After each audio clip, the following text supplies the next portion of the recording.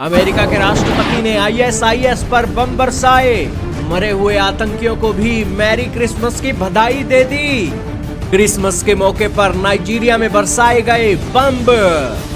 जी हां दोस्तों, अमेरिकी सेना ने वीरवार को नाइजीरिया में आतंकी संगठन आईएसआईएस के ठिकानों को निशाना बनाया और राष्ट्रपति ट्रंप ने सोशल मीडिया साइट पर पोस्ट करके इसकी जानकारी दी।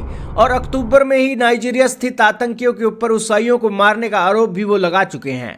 तभी से ट्रंप ने हमले की चेतावनी दी थी और कहा था कि नाइजीरियाई सरकार हिंसा रोकने में असफल रही है। ऐसे में अगर अमेरिका उनका बचाव नहीं करता है तो यह नाइजीरिया के ईसाइयों के अस्तित्व के लिए खतरा होगा। दोस्तों, भारत की पड़ोस बांग्लादेश में भी हिंदुओं की हत्या की जा रही है।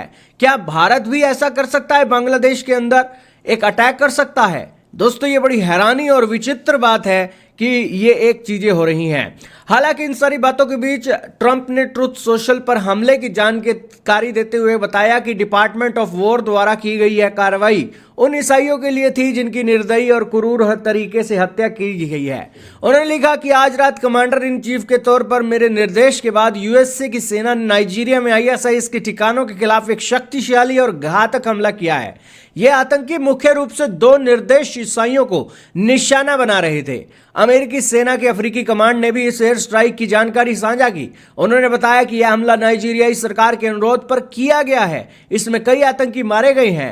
ट्रंप ने कहा कि उनके नेतृत्व में अमेरिका कभी भी कट्टर इस्लामी आतंकवाद को फलने फूलने की इजाजत नहीं देगा। उन्होंने लिखा कि मैं पहले से इन आतंकवादियों को चेतावनी दे चुका था कि अगर ईसाइयों का कत्लेआम नहीं रोका गया तो उन्हें इसको लेकर भारी कीमत चुकानी होगी और वो आज वही हुआ। डिपार्टमेंट ऑफ वॉर ने कई बेहतरीन हमले किए हैं। यह केवल यूएसए ही कर सकता है। मेरे नेतृत्व में हमारा देश कभी भी कट्टरपंथी इस्लाम आतंकवाद को पनपने नहीं देगा। भगवान हमारी सेना को आशीर्वाद दे और सभी को, मृत आतंकवादियों समेत सभी को क्रिसमस की शुभकामनाएं। अगर ये ईसाइयों की हत्या करना बंद नहीं करते तो अभी और आतंकी मरेंगे। ट्रंप का कहना भले ही कुछ भी हो, लेकिन नाइजीरियाई सरकार उनसे थोड़ा अलग नजरिया रखती है। वहां की सरकार का कहना है कि आतंकी समूह केवल ईसाइयों को निशाना नहीं बनाते बल्कि मुस्लिम समूहों को भी निशाना बनाते हैं।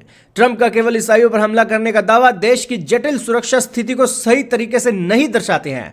धार्मिक स्वतंत्रता के लिए किए जा रहे सुरक्षा प्रयासों सही तरीके से नहीं दर्शाते हैं। हालांकि इसके बाद भी नाइजीरिया अपनी सुरक्षा को सुनिश्चित करने के लिए अमेरिका के साथ मिलकर काम करने के लिए तैयार है। आपका क्या मानना है? कमेंट में बताइएगा।